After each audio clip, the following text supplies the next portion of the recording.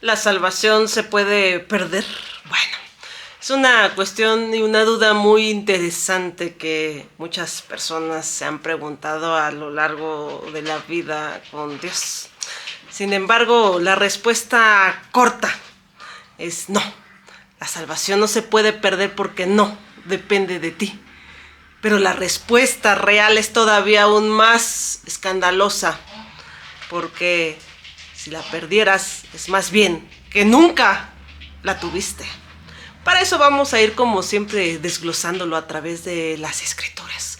Y para ello nos vamos a ir a Juan 10, 27, 30 y dice así: mis ovejas oyen mi voz y yo las conozco y me siguen. Y yo les doy vida eterna y no perecerán jamás, ni nadie las arrebatará de mi mano. Mi Padre que me las dio es mayor que todos, y nadie las puede arrebatar de la mano de mi Padre. Y yo y el Padre, uno somos. Fuertes declaraciones de Jesús. Aquí lo que nos está diciendo es que nosotros oímos la voz del pastor, del buen pastor que es Jesús. Y nosotros al escucharlo nos convertimos en su rebaño, en sus ovejas, en el cuerpo de la iglesia, en la novia. Hay muchas referencias al respecto, pero la que más aparece justamente es la de oveja. Las ovejas, curiosamente, si tú las examinas, son seres que incluso siguen a su pastor sin ningún problema, siguen el rebaño, siguen la voz de él, obedecen y van caminando tras de él. Incluso son especies muy vulnerables, cero agresivas, muy calmadas, unas especies muy curiosas y muy valoradas inclusive por su lana, ¿no? Resplandecen justamente en invierno con esos follajes tremendos de su piel, de su pelo. Y pues cuando son rapadas se quedan justamente delgadas, más vulnerables, si ves justamente el proceder de una oveja. Ahora bien, ¿qué es la salvación?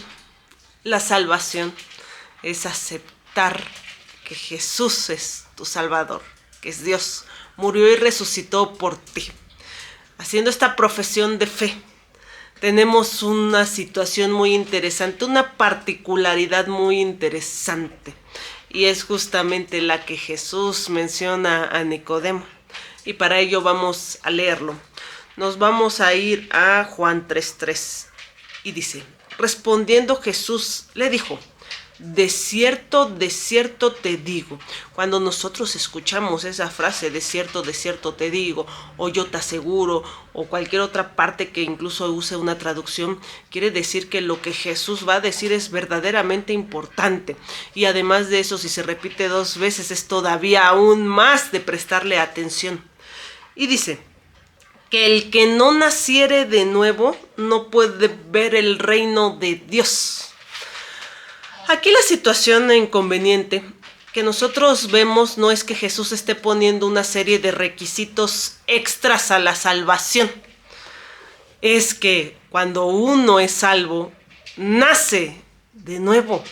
Cuando uno verdaderamente salvo, nace de nuevo. ¿Pero cómo es nacer de nuevo? Bueno, cuando tú naces de nuevo y aceptas que Jesús es Dios, primero lo aceptas no solamente porque quieras evitar el castigo, ¿no?, del infierno, o que alguien maliciosamente te haya dicho que si tú lo aceptas Él te va a dar todo, te va a dar salud, te va a dar dinero, como muchos personajes que hoy pregonan que Dios les va a dar coches, aumentos, y que los pecados se pueden pagar con una ofrenda, una dádiva. Entonces en ese momento entenderíamos ciertamente mal. La salvación jamás va a ser por obras. La salvación es algo que depende directamente de Dios y es ese regalo inmerecido por su gracia. Aquí la situación es que nosotros lo aceptemos. Es decir, que nosotros aceptemos ese regalo inmerecido, no por hacernos ricos, no por librarnos de un castigo, no inclusive por querer ver un milagro de sanidad de un familiar o propio, sino porque verdaderamente queremos conocer la verdad. Yo estoy segura de algo muy interesante, y es que cuando uno lee las escrituras se da cuenta que uno de los mandamientos primordiales que Jesús nos dio es amar a Dios primero. Y cuando uno entiende eso, empieza un choque humano. ¿Cómo voy a amar a Dios más que a mi esposa, a mi madre, a mi padre, a mis hijos? Y empieza un choque humano, es más que a mí mismo, ¿no?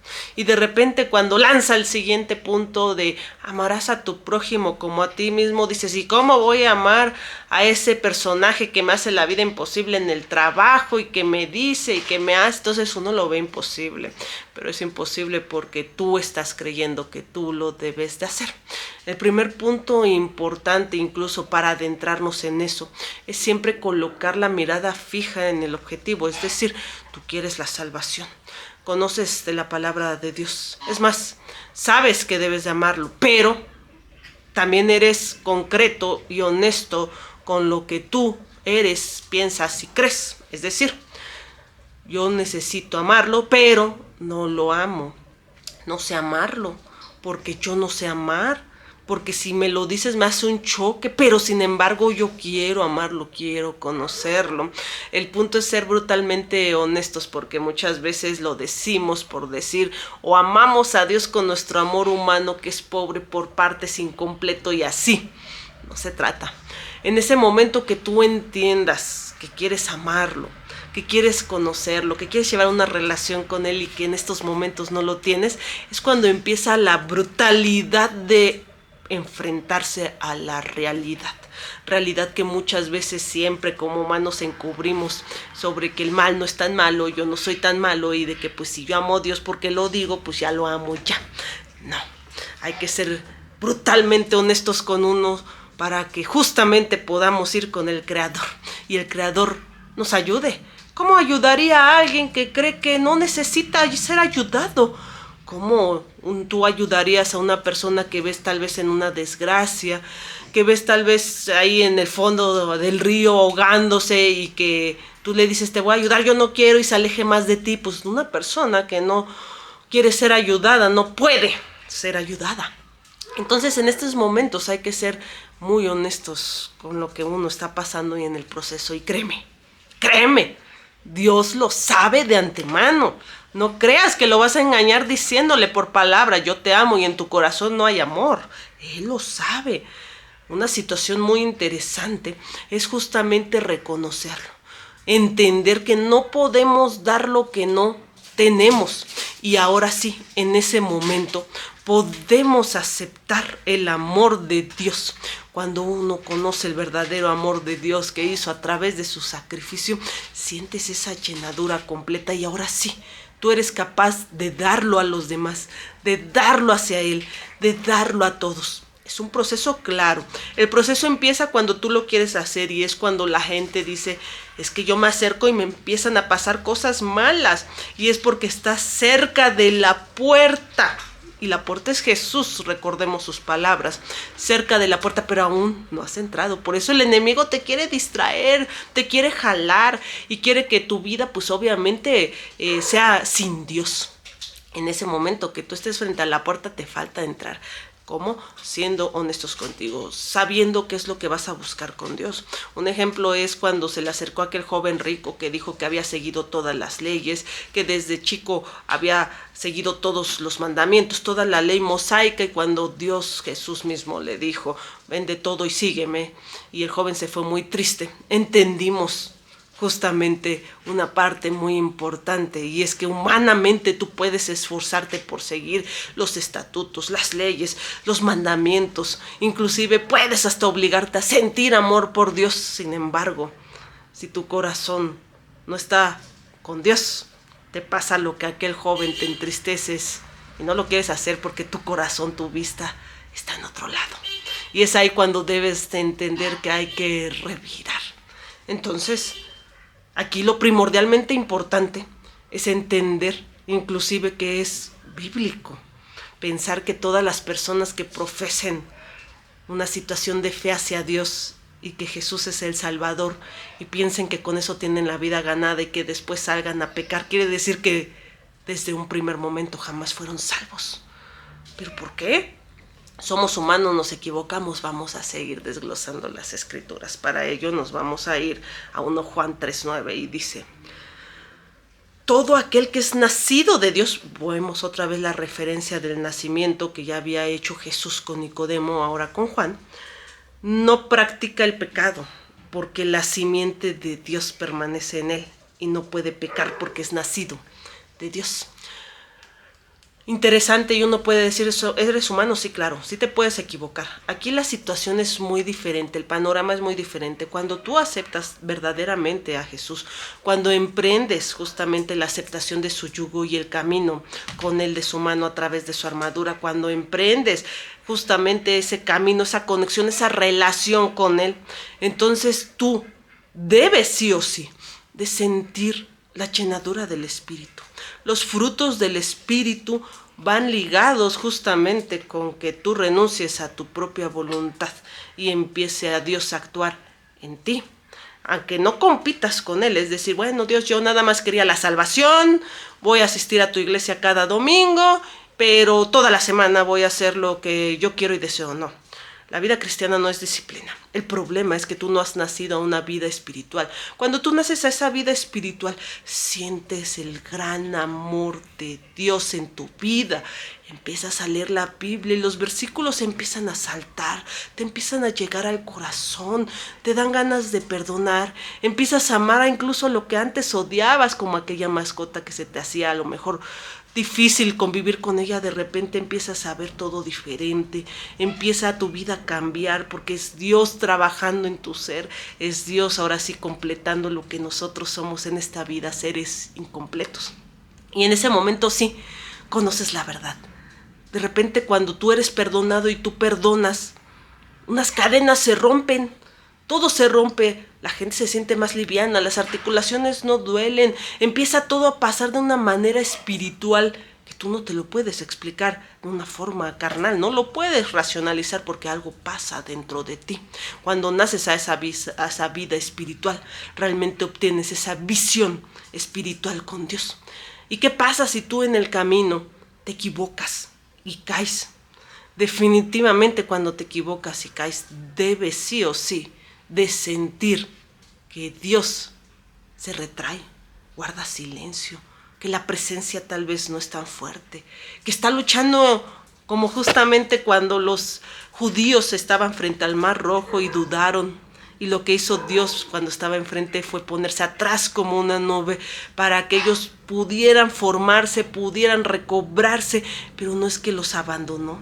Pero tú lo sientes como abandono, entonces sientes que algo te falta, pero está Dios en el flanco de atrás haciendo justamente que los egipcios no te vean a pesar de que están a unos metros con una nube densa, está cuidándote, está haciendo así, pero uno lo ve porque dice, ¿dónde está Dios? Yo lo veía, yo pasaba, yo hacía, pero en ese momento hay una lucha espiritual enorme, pero es ahí cuando tú te debes de dar cuenta justamente que algo está pasando, y cuando te das cuenta que algo está pasando, entonces quieres volver a lo mismo. Ya no quieres volver a cometer el mismo agravio, el mismo atropello, el mismo pecado y quieres regresar. Tienes que otra vez entonces ponerte a cuentas con Dios y regresar. Yo estoy segura que cuando uno es salvo verdaderamente, Dios viene y te jala, porque no depende de ti la salvación, depende de Él. El problema es cuando nosotros nos creemos salvos. ¿Quién puede tener la seguridad de que es salvo si no tiene una relación con Dios? Solo por hacer una simple profesión de fe. ¿No será aquello que nos diga justamente Dios? Me decían, Señor, Señor, sacaban demonios en mi nombre, hacían grandes prodigios, pero yo no los conozco. En ese momento entenderás que la vida con Dios es mucho más allá de un estatuto de ir a la iglesia ciertos días, de leer la palabra o de orar o de agradecer los alimentos. Es una completa relación simbiótica con Dios en el Espíritu. Y cuando tú lo comprendas, entenderás dónde está su presencia, cómo te habla su presencia. Entenderás que si te llegas a equivocar porque tu juicio, tu voluntad llega en un momento a ser fuerte, Dios te va a empezar a llamar, te va a empezar a jalar, te va a empezar a traer. Y en ese momento puede ser que tú te traigas hasta el último momento de tu vida. Pero créeme, vivir 40 o 50 años, o 10 años o un año en esta vida sin Dios es todavía peor que aceptar justamente la libertad de su salvación. Muchos creen que cuando uno se acerca a una vida con Dios, uno se tiene que restringir de todas las cosas buenas de esta vida, pero créeme cuando te digo que todas esas cosas son fantasmas que ha puesto el enemigo para hacerte creer que eres libre y disfrutas cuando te mantiene atado el pecado. Es el pecado el que nos mantiene atado. ¿A poco no? Cuando tú sales en una borrachera y en el momento te sientes bien, contento, feliz, y al día siguiente viene el proceso doloroso físico, las ganas de seguir tomando porque no te sientes bien, la depresión, la soledad de una fiesta acalorada y que al día siguiente estés solo. ¿A poco no? Cuando vas y engañas a tu esposa o a tu esposo, en el momento sientes la pasión, el deseo, sientes esa parte de tranquilidad, del desfogue, de todo, y después viene la culpa, viene el miedo, viene el remordimiento, viene todo. Y si tú te has hecho inmune a todos esos sentimientos, pues cuidado, porque todavía estás yendo más allá. Tu corazón está tan más cerrado que no podrás entender muchas cosas. Así que aquí lo importante no es entender justamente que tenemos un marcador. La vida espiritual apenas comienza con la salvación, es correcto, es una vida por delante muy grande, hermosa y gratificante, créanme. Aquí la situación es que nos creemos salvos, y ¿quién tiene la seguridad de serlo? Si el día de hoy murieras, estarías completamente seguro que resucitarías y lo primero que vieras era justamente a Dios en los cielos, en la tierra, todos los muertos en Cristo, todos siendo transformados, viendo la nueva Jerusalén. ¿O estarías justamente viendo al Satanás y viendo cómo todas las personas que la Escritura dice son como arena en la playa? Es decir, es incontable las personas que van a estar en la segunda resurrección, viendo cómo se quieren rebelar contra la nueva Jerusalén. ¿Cómo podemos tener esa certeza? Creo que cuando uno más está seguro es cuando uno menos tiene las cosas en su poder. Así que lo que tienes que hacer el día de hoy es formar una relación con Dios. Es empezar a entender sus caminos. Y ahora sí, podrás aceptar la salvación de su mano. Y cuando estés en su mano ya no querrás salir jamás. Eso te lo puedo asegurar. Recuérdenlo, Dios los ama mucho. Quiere que sepan la verdad. La salvación es un regalo gratuito e inmerecido. Obténganlo, pero no solamente diciéndolo. El Evangelio, todo lo de Dios se vive. No se dice, se vive en tu ser. Se tiene que ver tarde o temprano los frutos del Espíritu cuando tú eres salvo. Ese cambio, ese anhelo, esa situación de querer estar con Dios en cada momento. Porque ¿qué crees que es lo que vamos a hacer allá? Sino estar con Dios todo tiempo, perteneciendo a Él, adorándole, hablándole, estando con Él. Así que no lo dudes más. El día de buena nueva es hoy. El día de salvación es hoy. Libérate de esas cadenas de pecado. Libérate de ese padre de la mentira que te ha hecho creer que eres libre y que estás mejor lejos de Dios. No. Lo mejor es siempre regresar a donde nunca debimos de salir, con el Creador. Dios los bendiga.